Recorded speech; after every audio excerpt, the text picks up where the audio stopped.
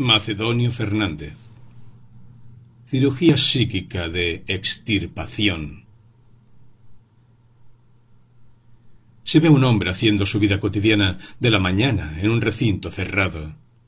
Es el herrero Cosimo Smith, aquel a quien, en célebre sesión quirúrgica ante inmenso público, le fue extirpado sentido de futuridad, dejándosele prudencialmente, es cierto, como se hace ahora en la extirpación de las amígdalas, luego de reiteradamente observada la nocividad de la extirpación total, un resto de perceptividad del futuro para una anticipación de 8 minutos. 8 minutos marcan el alcance máximo de previsibilidad, de su miedo o esperanza de los acontecimientos. 8 minutos antes de que se desencadene el ciclón, percibe el significado de los fenómenos de la atmósfera que lo anuncian, pues aunque posea la percepción externa e interna, carece del sentido del futuro, es decir, de la correlación de los hechos. Siente pero no prevé. Y contemplasele con agrado levantarse, lavarse, preparar el mate. Luego se distrae con un diario. Más tarde se sirve el desayuno, arregla una cortina, endereza una llave, escucha un momento la radio, lee unos apuntes en una libreta, altera ciertas disposiciones dentro de su habitación, escribe algo, alimenta a un pájaro, quédase un momento, aparentemente adormilado en un sillón, luego arregla su cama y la tiende. Llega el mediodía, ha terminado su mañana. Sacuden fuertemente su puerta y la abren con ruido de fuertes llaves, y aparécensele 3 carceleros o guardias y que se apoderan violentamente de él, pero sin resistencia. Comprenderéis que la mañana cotidiana que estaba pasando transcurre en un calabozo. Se queda muy asombrado y sigue donde ellos lo llevan. Pero al punto de entrar en un gran salón se presenta en su espíritu la representación detallada de una sala con jueces, un sacerdote, un médico y parientes, y a un costado la gran máquina de electrocución. En ese lapso de los 8 minutos de futuro previsible, recuerda y prevé que se le había notificado la sentencia de muerte el día antes y que aquella máquina lo esperaba para ajusticiarlo.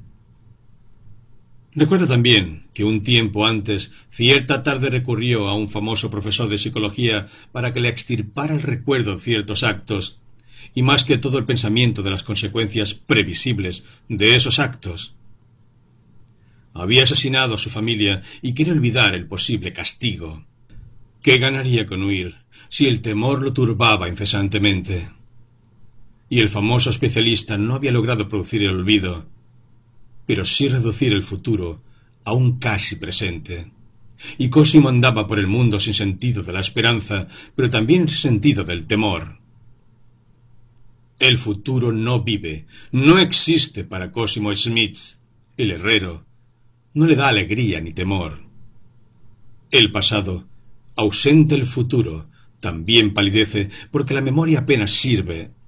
Pero qué intenso, total, eterno el presente, no distraído en visiones ni imágenes de lo que ha de venir, ni en el pensamiento de que enseguida todo habrá pasado.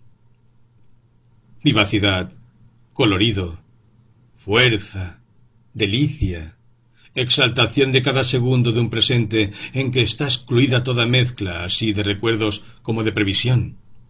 Presente deslumbrador cuyos minutos valen por horas. En verdad, no hay humano, salvo los primeros meses de la infancia, que tenga noción remota de lo que es un presente sin memoria ni previsión. Ni el amor, ni la pasión, ni el viaje, ni la maravilla asume la intensidad del tropel sensual, de la infinita simultaneidad de estados del privilegio del presente, prototípico, sin recuerdos ni presentimientos, sin sus inhibiciones o exhortaciones. Esta compensación es lo que alegaba en explicaciones que nos dio el famoso profesor para superar las desventajas que resultaban de su operación. Es así que Cosimo vivía en el embelesamiento constante, total y continuo, y se compadecía del apagado vivir y gustar lo actual de las gentes. Conmueve verlo en el embebecimiento de cada matiz del día o la luna, en el deslumbre de cada instante del deseo, de la contemplación. Es el adorador, el amante del mundo. Tan todo es su instante que nada se altera, todo es eterno, y la cosa más incolora es infinita en su gestión y profundidad. Todo tenso y a la vez transparente, porque mira cada árbol y cada sombra con todas las luces de su alma, sin cuidados, sin distracción. La palabra se retrasa, rige la inefabilidad de lo que se agolpa y renueva, irretenible. A mí, que lo cuento, me enternece contemplar el dulce y menudo vivir, la mañana del pobre Cosimo Schmidt, un automatista de la dicha, sorbo a sorbo, un cenestésico. Siento que las cosas hayan sucedido así. Un psicólogo psicológico, no psicofisiológico. Concibo perfectamente obtener el mismo resultado, sea de desmemoria, sea de desprevisión, sin necesidad de la aparatosa, biológicamente cara extirpación quirúrgica que, como toda intervención química, clínica, dietética o climática, los gustos y espontaneidades con que nacemos, es una universal ruinosa ilusión. Para no prever, basta desmemoriarse, y para desmemoriarse del todo, basta suspender todo pensamiento sobre lo pasado. Así pues, querido lector, si este cuento no te gusta, ya sabes cómo olvidarlo. Quizá no lo sabías, y sin saberlo, ¿no hubieras podido olvidarlo nunca? Ya ves que este es un cuento con mucho lector, pero también con mucho autor, pues que os facilita olvidar sus invenciones. Extinguida pues su disponibilidad conciencial de previsión para 8 minutos, percibe la actualidad de que están atándolo a la máquina, pero no prevé el minuto siguiente en que será fulminado. El ritmo conciencial de las actitudes de previdencia es turnante o cíclico, no es continuo.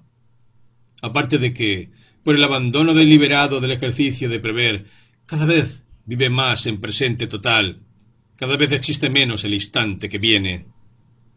Y fuera de que tampoco es continuo en una conciencia que no ha sufrido la técnica de ablación conciencial, hoy ya tan en uso y con tanto éxito del doctor desfuturante, seudónimo del bien conocido médico Extirpio Temporalis, en que también se oculta, pues su verdadero nombre es Excisio Aporvenius, que tampoco es definitivo, porque el verdaderamente verdadero de sus nombres es el de Pedro Gutiérrez.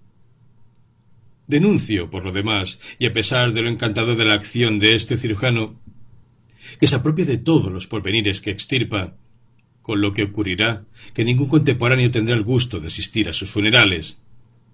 Informo de paso, dato útil para el lector, que el doctor desfuturante tiene esperanza de perfeccionar la operatividad psicoextirpativa del gran capítulo de la nueva cirugía conciencial, extendiéndola a la extirpación del pasado. Cuando esto se cumpla, y lo aprovechen todos los que quisieren no haber vivido jamás ciertos hechos, quizás un buen cuento, ojalá este lo fuera, ojalá lo eligierais, sería suficiente recreo para olvidarlo todo a lo largo de la vida. El lector desfuturado y también desanteriorizado viviría así, a cada momento en el volver a leer mi cuento. Me sería deudor del privilegio dignificante de ser persona de vivir de un solo cuento. Dejo la pluma al lector para que escriba para sí lo que yo no sabré describir. La locura, el espanto, el desmayo, el estrujarse por el desasimiento mientras es arrastrado, el horror de ser sentado en aquella silla y maniatado, y en ese rostro, en su semblante, la aparición de una aurora de felicidad, de paz, por haberse agotado los 8 minutos de percepción de futuridad. 2 minutos antes de expirar ajusticiado cesa su representación. Como el terror vive de lo que va a suceder, agotado el turno de 8 minutos de previsión, se queda sonriente, tranquilo, sentado en la silla eléctrica, y en ese estado es fulminado.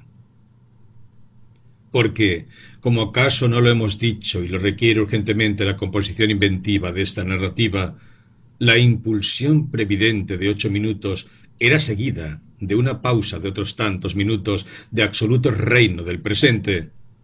Es así que la víctima de la máquina de electrocución, y nuestra víctima también, pereció con la más plácida de las sonrisas. ¿Será el lector el poe que yo no alcanzo a ser en este trance espantador seguido de beatitud? Y es artístico describir con palabras y gesticulaciones en textos literarios. Está muerto ahora, sin haber experimentado el tormento agónico, sin ninguna pena, sin ningún esfuerzo de evasión, como si fuera a comenzar una mañana cotidiana de su eternidad de presente. Yace cósmico Smith muerto. Y 15 días después, el tribunal hace la declaración rehabilitante siguiente. Un conjunto de fatalidades sutilísimas que ha obnubilado la mente de este tribunal lo ha incurso en un fatal error sumamente lacerante. El infeliz Cosimo Smith era un espíritu inquietísimo y afanoso de probar toda novedad mecánica, química, terapéutica, psicológica que se da en el mundo. Y así fue que un día se hizo tratar, hace 15 años, por el aventurero y un tiempo celebrado sabio Jonathan Demetrius, que, no obstante su cinismo, efectivamente había hecho un gran descubrimiento en histología y fisiología cerebral, y lograba realmente, por una operación de su creación, cambiar el pasado de las personas que estuviesen desconformes con el propio. A su consultorio cayó el ávido de novedades Cosimo Smith, infeliz. Protestó de su pasado vacío y rogó a Demetrius que le diera un pasado de filibustero de lo más audaz y siniestro, pues durante 40 años se había levantado todos los días a la misma hora, en la misma casa, hecho todos los días lo mismo y acostándose todas las noches a igual hora, por lo que estaba enfermo de monotonía total del pasado. Desde allí salió operado con la conciencia añadida, intercalada sus vaguedades de recuerdo, de haber sido el asesino de toda su familia, lo que advirtió mucho durante algunos años, pero después se le tornó atormentador. Cumple el tribunal en este punto a manifestar que la familia de Cosimo Smith existe, sana, íntegra, pero que huyó colectivamente atemorizada por ciertas señas de Besania en Smith, ocurriendo esto en una lejana llanura de Alaska. De allí provino este tribunal la información de un asesinato múltiple que no existió jamás. Confiesa, pues, el tribunal que si Cosimo Smith fue un total equivocado en sus aventuras quirúrgicas, más lo ha sido el tribunal en la investigación y sentencia del terrible e inexistente delito que él confesaba. Pobre Cosimo Smith, pobre el tribunal de Alta Caledonia. Vivir en recuerdo lo que no se vivió nunca en emoción ni en visión. Tener un pasado que no fue un presente. Oh, aquel día, entre pavor y delicia, con qué pulso apretó el arma. Toda su familia. Hasta los 40 años. Un pasado. Ahora otro. La memoria de otro ser bajo las mismas formas del cuerpo. Quizá más tarde. Tampoco este presente habrá sido nunca suyo. Tendrá, con un nuevo toque en su mente ya dócil, otra fragilidad de haber sido un héroe, un químico. Moverá los brazos de cuando exploraba el Sudán o Samoa. Jonathan Demetrius, enamorado de toda felicidad, plástico de las dichas, de dar recuerdos amorosos a los que fueron presentes de lágrima, con suave ciencia y dulce ternura se ingeniaba en la adivinación de cada alma. ¿Qué es lo que usted desea? Y leíale a Cosimo las páginas más terribles del filibustero Drake, de Morgan o del amante de la Recamier. Yo preferiría haber sido... Lo será. Pobre Cosimo Smith. ¿No habrá una tercera cirugía, después de dos tan siniestras, que lo resucite? —¡Ah, no! —exclama la terapéutica—. Nuestro oficio es de infalibilidad. No nos incumbe disimular las fallas de los tribunales de justicia. Como no se ha encontrado hasta ahora, en las más pacientes investigaciones, que hubiera algún remedio que con toda seguridad fuera más benéfico que destructor, es el caso de moralizar en este momento de este cuento acerca de la inevitable debilidad de las ingeniosidades humanas, con el ejemplo de los deslumbradores procedimientos del gran científico doctor Desfuturante, en cuya aplicación, como se ve, la conveniencia de eximirnos de todo género de temores, vagos, remotos y agitantes esperanzas remotas, tiene el inconveniente de la turnación de pausa tras esos 8 minutos de previdencia, ante los cuales, suspensa toda previsibilidad, el paciente tratado no prevé ni siquiera que el tren que viene a 10 metros de él por la vía en que camina lo matará en 3 segundos.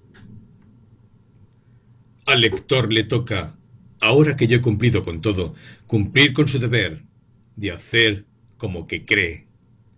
Para más informaciones, puede consultarse sobre la cirugía conciencial mi cuento Suicida, en el que ya presenté la temeraria y profunda insinuación de los métodos de la ablación conciencial total, que, como habrá visto el lector, ha sido aprovechada en su técnica, limitando su aplicación a parciales ablaciones.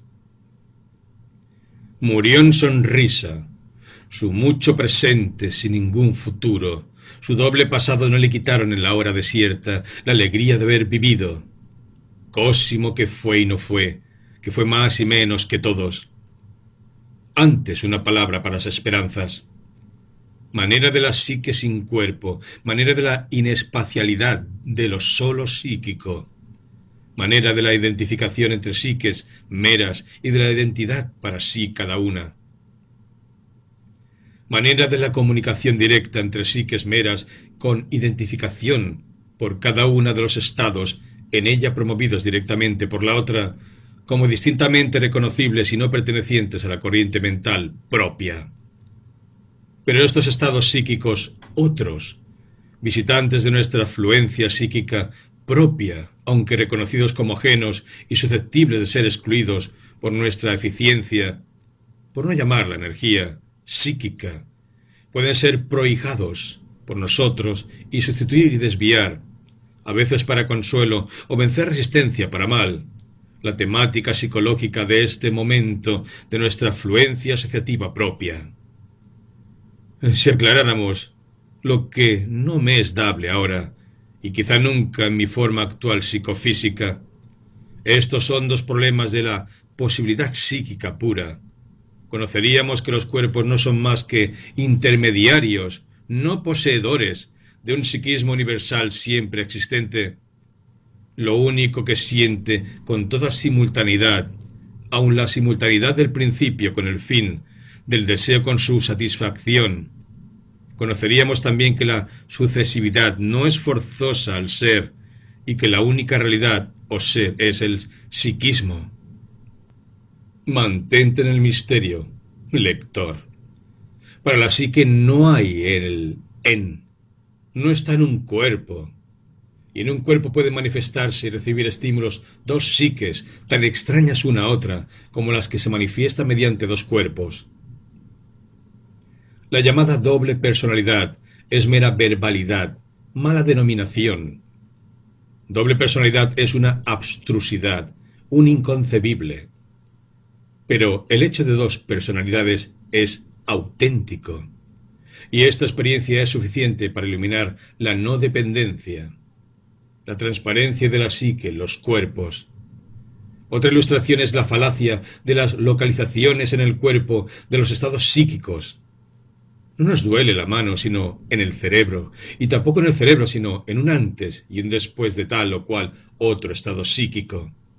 El estado sentido se sitúa temporalmente entre estados psíquicos. 1. Lo que hacen los cuentos son las Y. Los cuentos simples de apretado narrar eran buenos, pero arruinó el género la invención de que había un saber contar. Se decidió de quien sabía contar era un tal Maupassant, y desapareció el perfecto cuento de antes, y el invocado Maupassant contaba como antes. Bien. 2. Es artístico aprovechar este momento, como todo el que se preste, para insertar cuanta comparación o analogía acuda a la mente. Por ejemplo, que el doctor hacía, en este caso, lo que el sastre con el cliente, que se va con la ropa nueva puesta y tira la vieja. Porque para la literatura de todos los tiempos, la comparación tiene un uso tan frecuente que se podía decir, en lugar de está escribiendo, está comparando. 3. Con perdón del tribunal, aporto esta pregunta de colaboración científica. ¿Trasplantándoles tejidos corticales de individuos alegres? Tal técnica sería muy eficaz, pero por ciertos riesgos se ha prohibido destapar simultáneamente cierto número de cráneos, pues en la precipitada adjudicación de nuevas conciencias podría haber equivocaciones, como ha ocurrido, y que a quien no quisiera tener futuro le trasplantaran uno de un siglo. En fin, podría citar a Ramón y Cajal, pero con Ramón y Cajal no basta. Hay muchos otros autores y cansaría mucho al lector, aparte de que no me gusta mucho que en unas pocas páginas el lector termine sabiendo más que yo. El respetable tribunal me observa que mal puedo controvertir el orden o idoneidad de sus considerandos, cuando yo presento la más enrevesada serie narrativa y digo lo primero al último y lo último al principio. Admito, pero ¿no se advierte que la técnica de narrar a tiempo contrario, cambiando el orden de las piezas de tiempo que configuran mi relato, despertará en el lector una lúcida confusión, diremos, que lo sensibilizará extraordinariamente para simpatizar y sentir en el enrevesado tramo de existencia de Cosimo? Sería un fracaso que el lector leyera claramente cuando mi intento artístico va a que el lector se contagie de un estado de confusión. 4. Estamos bastante descorteses en este retomar la pluma después de habérsela pasado al lector. El mundo no tiene al lector de un solo cuento. Inmensa dignidad. Pero tampoco al mágico autor de un cuento de solo de él vivir. Yo, lejos de soñarme, y menos con la muestra de éste, investido de la dignidad máxima de autor de aquel cuento único, he aspirado modestamente, sí, a vivir de un solo cuento. Quizá no lo he logrado. Desprendido ahora ante el lector de toda vanidad en este encantador aspecto, admito que por momentos he querido advertir en este escrito mío algo muy parecido a un cuento dejado de contar. Pero me decide a publicarlo. No obstante, su alto valor científico. Además, no confunda, lector, cuento dejado de contar con lo que resulta de un no seguido contar. Tristes tú y yo, lector, ni tuviste de mí el cuento de vivir solo de él, ni tuve yo la fortuna única de vivir de solo uno de otro. 5. Porque hay apendicectomías que propenden a graves accidentes, la extirpación de las amígdalas predispone a la poliomielitis, los auges de las dosis macizas, la insulina, el iodo, engruesan las cifras de la mortalidad, y de toda la intervención quirúrgica queda pendiente por obra de los analgésicos que desoxigenan la sangre, numerosas muertes repentinas por embolias. Las estadísticas inglesas demuestran que ocurren allí más muertes por la vacunación que por la viruela. Tenemos también la bancarrota del suero Bering y quizá la del suero antirrábico. Parece, lector, que a compás de la lectura nos estamos instruyendo bastante. Pero usted, al agradecerlo, se reservará a pensar que la instrucción es buena, pero la digresión es mala. Lamentable defectillo de tan nutrida información.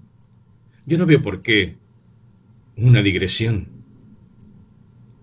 Aun en un cuento y aun científica está mal, después de los novelones habituales en que se llenan capítulos con historia literaria, crítica pictórica, análisis de sinfonías, salvaciones sociológicas. Todo esto entre descripciones de mobiliarios y la naturaleza más próxima. Más difícil es entender que un opositor a digresiones converse, mientras come, con amigos en la familia, o no pase un instante ni haga cosa alguna durante el día o la noche, que no la haga acompañar con el conventillo fonético de la radio. Yo he dado aquí un cuento total, la juventud y muerte de un hombre. ¡Y qué juventud! ¡Y qué muerte! Lo demás puede el lector considerarlo como la radio, algo intersticial a su lectura de cuento. El cuento y la radio va todo en el texto, y os libráis de los avisos. Así como las óperas, que es lo interminable por naturaleza, hay lo más interminable de ellas, que es su final, y que funciona como el aplauso que la ópera se prodiga a sí misma, de modo que el aplauso del público parece un servilismo al éxito ya aplaudido, aunque la comparación es de muy poca analogía. Yo lo que quiero es seguridad, acertar con algo, pues lo que menos poseo es la seguridad de autor de ópera. Sea con el ciento, sea con las digresiones. Yo no me aplaudo, pero desarmo las toses del tedio. He prolongado esta digresión para disimular que estaba tratando de encontrar dónde habíamos dejado el cuento. Reanudarlo es de anotar que el pobre Cosimo, que había escapado a todos los desatinos y percances que acabo de enunciar, vino a caer al abrasamiento eléctrico, sin que podamos tener el gusto de quejarnos en absoluto de la terapéutica, sino totalmente de la culpa suya. Insisto en mi consejo. No aceptes, lector, sino los tratamientos que dejan sanar, y no salgas a provocar a la cirugía, que no se hará rogar. Guárdate una memoria y un apéndice que te acompañen mientras estés en esta vida. 6. Ya dije que lo único que no me he propuesto es el saber contar. El bien contar, que se descubrió en tiempos de Maupassant, después de quien ya nadie narró bien, es una farsa a la cual el lector hace la farsa de creer. Fatuo academismo es creer en el cuento. Fuera de los niños nadie cree. El tema o problema sí interesa. No hay éxito para la tentativa ilusoria y subalterna del hacer creer, para lo cual se pretende que hay un saber contar. Mi sistema de interponer notas al pie de página, de digresiones y paréntesis, es una aplicación concienzuda de la teoría que tengo de que el cuento, como la música, escuchado con desatención se graba más. Y yo hago como he visto hacer en familias burguesas cuando alguna persona se sienta al piano y dice a los concurrentes, por una norma social repetidamente observada, que si no prosiguen conversando mientras toca, suspenderá la ejecución. En suma, hace una cortesía a la descortesía a que ella misma invita. Hago lo mismo con estas digresiones, desviaciones, notas marginales, paréntesis a los paréntesis y alguna incoherencia quizá, pero la continuidad de la narrativa la salvo con el uso sistemático de frecuentes y confieso que lo único que me sería penoso que no me aplaudan en este sistema que propongo y cumplo acá. Es imposible tomar en serio un cuento. Me parece infantil el género, pero no por eso resulta que éste sea burla de cuento, porque mi sistema digresivo ya lo dejo defendido, y la continuidad y apretado narrar me preocupo hacerlos lucir mediante las Y. Las Y, los ya, hacen narrativa cualquier sucesión de palabras, todo lo hilvanan y precipitan. Entretanto, sin decirlo, me estoy declarando escritor para el lector salteado, pues mientras otros escritores tienen verdadero afán por ser leídos atentamente, yo en cambio escribo desatentamente, no por desinterés, sino porque exploto la idiosincrasia que creo haber descubierto la psique de oyente o leyente, que tiene el efecto de grabar más las melodías o los caracteres o sucesos, con tal que unas y otros sean intensos, dificultando al oidor o lector la audición o lectura seguidas.